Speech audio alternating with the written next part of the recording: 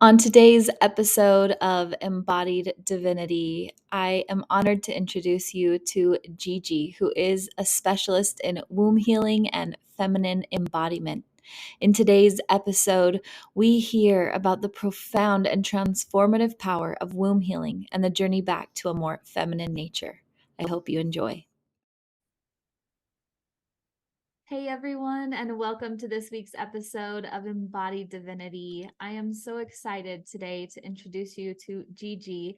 You just heard all about her and the magic that she creates on this earth. And Gigi, I'm just going to start you off with my signature question. How did you become the woman that is sitting in front of us today? I find that question such a moment. I'm like, oh, I take a breath. It feels like such an amazing question, actually, to reflect on myself. And sitting here, I'm kind of looking at all the threads, and it's actually something I was contemplating this morning, actually, because of this kind of coming to the end of the year. I always feel this reflection comes in. It's like, okay, where am I? Where have I been? Where have I come from? What am I embodying more of? And really tuning into what it is that I've integrated this year. And it's a great question because I feel like really the core piece of how I kind of have flourished more as myself as a woman and as a person is by really deepening into the cycles of nature, of Gaia, of the earth, of mother. And it's kind of like this pulling in. They say that connecting with the feminine, which is the work that I do, is the descent. It's like we go in to be able to, rise. So it's like the tree of life. It's like you go down to rise. So we need that nourishment. We need to kind of really tend to our inner world to understand who we are. For the past 5, 6, 7 years, that has been my focus. Like, how can I descend deeper into myself to really understand who I am? And that is why the feminine mysteries and working with our feminine is so profound, because it's like this beautiful, magical space within us that has all of the answers. And really, if you're a creative person like me, that's really fun. That's exciting. It's like, I want to find out something I don't know about myself. I want to find out about the unknown. And that's really the approach that I've had with myself, is to stay in curiosity. And the more that I've done that, actually, the more that I've enjoyed the experience of my growth, because actually at the beginning of my healing journey, or kind of coming into this understanding of that I wanted to really find out who I was, I was feeling I just done with kind of exhausting myself for everyone else, and I felt so burnt out. And for those of you who are sensitive, who are empathetic, who are healers naturally, you will understand where I'm coming from. I was so tired because I'd just kind of given and given and given, and I thought that was my job. I genuinely thought that was my job, because I could see what was going on so clearly. It was like, well, if I step in, or I give, or I offer, then that's kind of going to fix it. So I had that fix it approach of, I need to be this for everyone else. And then I came last. And so I sort of exhausted myself throughout my 20s. I'm 32 now. Lots of performance. So I was kind of very outward, giving a lot, singing, performing, modeling, just lots of things that meant that I was kind of holding a lot of energetic space. And I had no idea how to do that. It was like, I just need to give myself, and that's all I knew. So I went through this kind of intense, it felt like initiation after initiation of learning that I couldn't fix the world. And I think that that's the wounded healer's journey, is to realize that we're not here to save the world, even though we so deeply want that, we so deeply crave that, and that actually it's about really going into who we are so that we can, save ourselves, really understand ourselves, and be able to give to the world in the way that we deeply want to, which is, by loving the world, being creative, being who we are. That's that's the feminine, that's the richness, that's the nourishment that we can provide once we've done it, internally. So yeah, I was just burnt out. I was exhausted, and I had all of these crutches that were holding me up, like drink and chaotic relationships, anything that kind of got me out of where I was. And then I realized that I just couldn't do that anymore, and I was being pulled to make a choice for myself, to choose something else.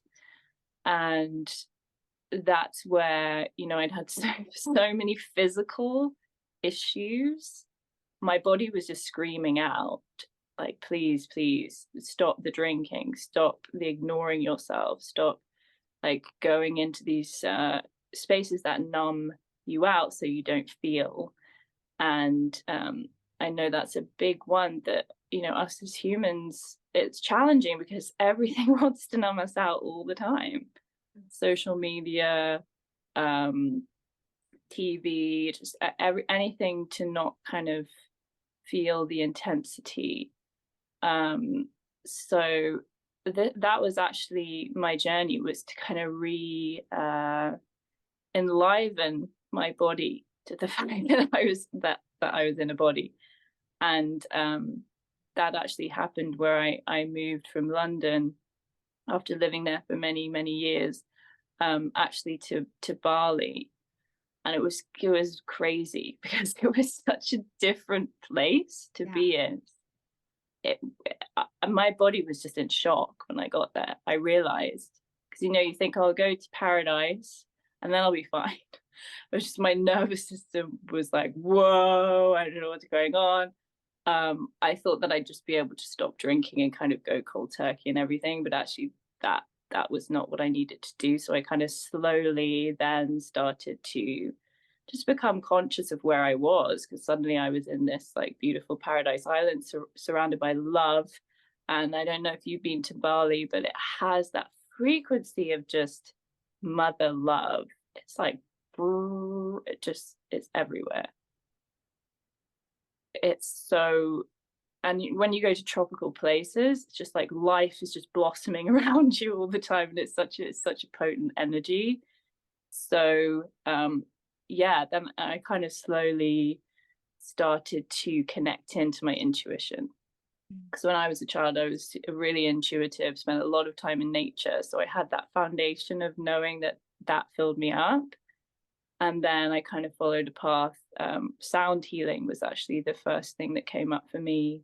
So vibrational healing, clearing out a lot of stagnant energy for me, a lot of feeling, being able to feel emotions, being able to kind of, reactivate the fact that I was in a body. And I actually remember breaking down in a yoga class, because I was doing yoga and a lot of sound healing. And it was just all the grief that I'd been holding in. I just collapsed. And I remember just feeling like, wow, I've been holding all this stuff in for so long, and I'm tired of it now.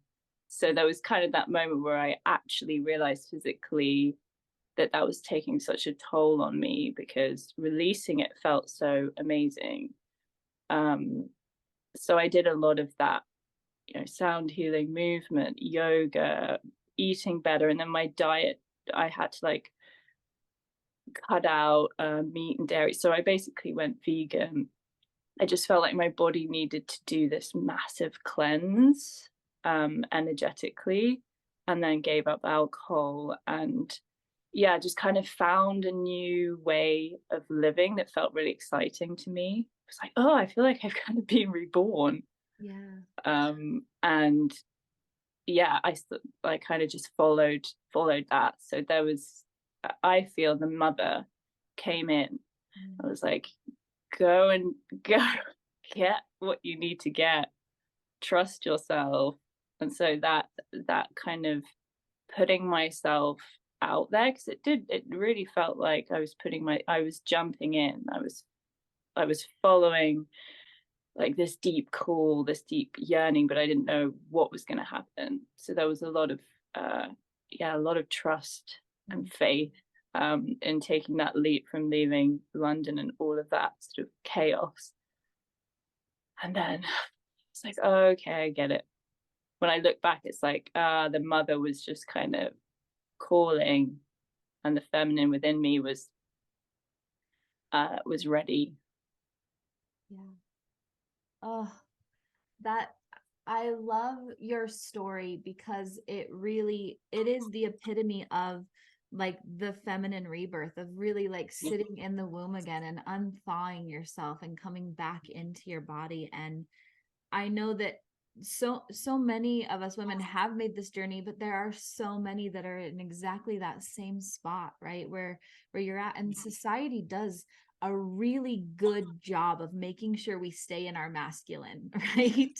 Yeah, oh, for sure. And it's hard because, like you said, you didn't even, until you started the unthawing process, realize that you weren't in. We don't even realize the mystery and the power of feminine embodiment. So I'm gonna ask, because I know a lot of the women who listen to this are very much on that precipice where they feel that divine call, like there's something different, and my circumstance doesn't allow me to be anything other than in this masculine, right? They have that belief within them. What would you say are some maybe somatic practices or embodiment practices that they could start doing today to kind of get this process started? Yeah, I love that question, because sometimes it's not such a huge thing, like I'm just going to go to the other side of the world. It's like, okay, that's an extreme situation. So yeah, I really tuning into yourself. Breath work is profound. Like if you feel like you have this call but yet you feel quite resistant, you feel quite I don't know, stuck or tense in your body, maybe you're feeling like you're wanting to just really feel that release and that deeper connection to the earth, because your body is the earth body, is go outside and breathe in nature. I mean, honestly, when you also with intention is so powerful. You are basically commanding what it is that you want. And so if you bring intention in and say, I really want to feel connected to my body, I want to feel vibrant, I want to feel alive, I want to feel love for myself, and go and sit out in nature and breathe. And also what I like to say when women are starting out, and actually throughout the whole process, is listen to your body. Because the thing is, with the masculine approach, there's always an idea that we start with, oh, you have to breathe like this. And then we kind of can get stuck in this structure where we're like, oh no, but we have to keep doing it like this because that's what someone else said, or that's what my teaching said, which sometimes is very powerful, but it's about being able to kind of maneuver and not get stuck in that. So what I say is just listen to your body. Like you can start by taking really deep breaths and try and breathe through the whole of your body, but then just really allow for your body to breathe you out. What areas of your body are feeling tense, and just get curious about to breathe into my like left hand, and it can be really fun. So bring play into it, and there's no way you can get it wrong. There's nothing to get wrong. So just play. Breath work is so powerful to shift anything that we're holding on to. And movement, free movement as well. I do a lot of work around reclaiming our approach to these practices as well, like breath, letting your body breathe you, movement, because people get really afraid of the word dance. It's like, just don't worry about it. Like, really, again, listen to your body, put on some music and just start to follow the rhythm. There's no right way for you. And that's also how we get to flourish as women, and we get to flourish in our own unique essence, is by listening to our bodies. Our bodies are our guides. They're so wise. They know what needs to, what part of our body needs to move. They know where we're holding on. They know where we need to let go and bring in, support. So really the number one is listen to your body and know that there's no right or wrong way. And there are quite a few practices that I suggest, but that's the approach, to just let go, throw out the way you should do it, the guidebooks to how you should breathe and move, and just explore. That's so liberating. It's the most liberating and healing thing, because I think actually that's all that we really want to hear, because as children we just play. Kids just play when they're allowed to play. They're like exploring, they're finding out things that they love, and they're following their instinct as well. They're following their intuition. And so that's why following your body is so powerful, because it also strengthens your connection to your intuition and your instinct, and really connects you with your body and everything, on the earth plane and Gaia. So it's, we're feeling like, oh, I'm actually here. Because one thing that I used to feel was, I don't feel here. Like, I don't feel connected. I don't feel in my body, because I'm, always trying to get out of it. So think more about being, here and present. I think that's a beautiful approach, because our bodies are what's been holding everything. And as you were speaking about that, just remembering back to my own journey, I really resonated as you were speaking of the grief, because for me, there was two things that came up as I began this process, which was, number one, the grief of abandoning myself, but also almost, it was like a shame, guilt, grief that of all the ways I had abused my body unknowingly. And all of a sudden I'm hit with all of this, because I'm like, oh my gosh, I am here. This is this sacred vessel. And I remember, dancing and almost like rage dancing, to just get it out of my body. And I think that it's so, our body, it knows how you want to move, right? And I love that you said dance doesn't have to be scary, because there's no right way to take it out. Have you kind of created some sort of process or container to help women as they step into that stage of just like looking back and like, what have I done? What, at the beginning? Yeah. Like how to, I mean, I feel permission. This is something I say all the time. Give yourself permission. I give you permission. You give you permission, because that's something that we so need to hear a lot. And consistently, even throughout the, stages of your journey, is, can I do this? Because, we're always kind of asking for permission, because we're so used to being told how to be. And this is men and women, isn't it? All as humanity, it's like, oh, we're waiting for someone else to tell us what to do. So the permission piece is really powerful. Can I do this? Do I want to do this as well? I don't have to do this. It's kind of playing with permission, and taking away the shoulds and the musts and the have tos. And this is the way that it has to look for me to be acceptable. So we kind of break down a lot of the mindset and the programming and the conditioning, which is, quite similar for every woman, but then obviously we all have our different experiences. So I like to look at the conditioning as the kind of root, because those are the stories that we're living by, and those are the stories that are, we are reenacting through our body. So that's what we're actually telling our body that it's capable of. So when we start shifting that, and start trusting ourselves more, I feel like that's a really powerful way to begin. It really holds a lot, because I know it's like it's becoming the mother, the teacher, the kind of best friend, the sister that you always wish you'd had.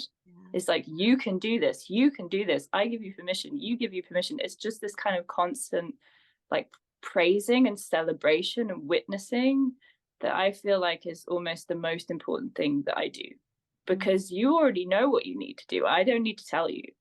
I can just hold that space of, you can do this, showing the mirror. And I feel like that's the most beautiful part of the work that I do. I feel is really just holding that very broad, loving, unconditional space. And because I have been to the depth of shit, and that's why I can hold a space like that, because I've been through things in my life that it just, meeting that guilt, like you said, meeting that shame, meeting all the ways in which I was not treating myself well. So I get it. I really get it. So number one, I think it's so powerful that you're allowing everyone to just like showing everyone how to bring all the power back into themselves. I want to kind of steer this conversation to a topic that I've always loved talking about, and I know that you are an expert in. And all of that emotion, all of the shame, the guilt, the trauma, the things we've exposed our vessel to, right? I'm assuming that a lot of that gets stuck in our womb space. And I think that's a big part of why womb healing is such a sacred practice and so important to reclaiming like the fullness of our embodiment. And I wonder if you can kind of summarize or share your insight into the aspect of womb healing that's important and how it benefits women.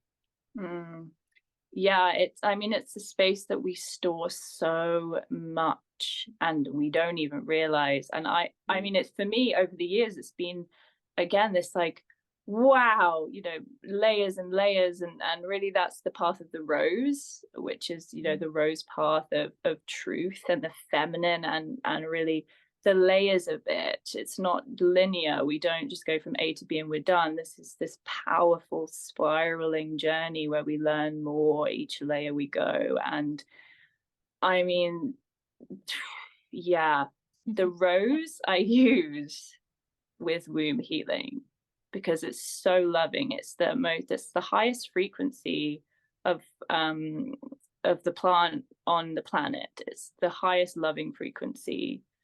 And I kind of surround myself with roses as much as possible.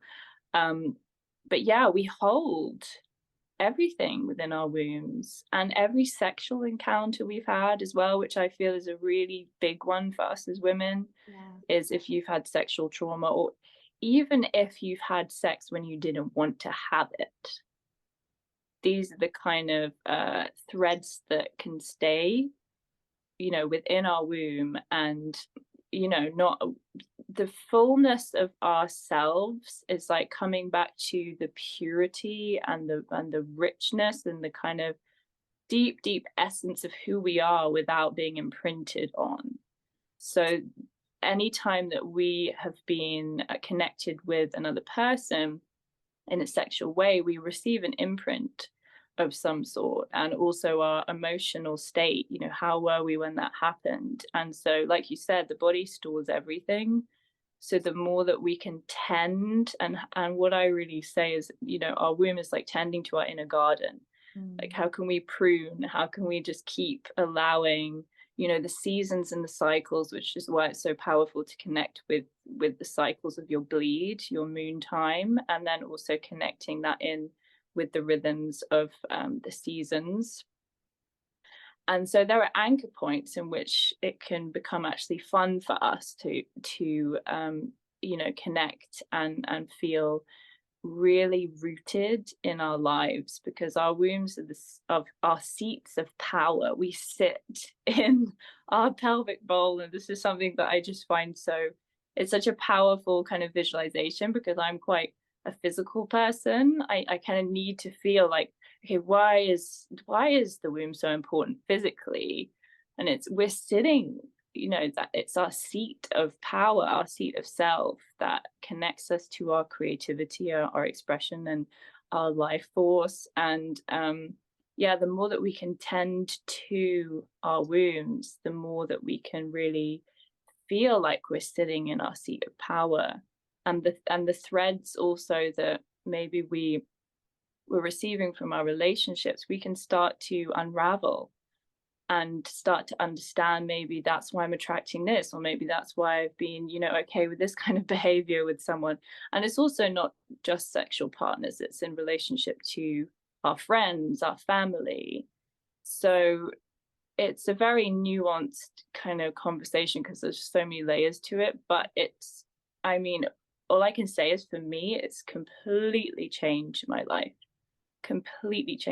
And I feel so connected to myself, and also kind of in charge of what decisions I'm making, and from a place of deep, deep love and respect for myself.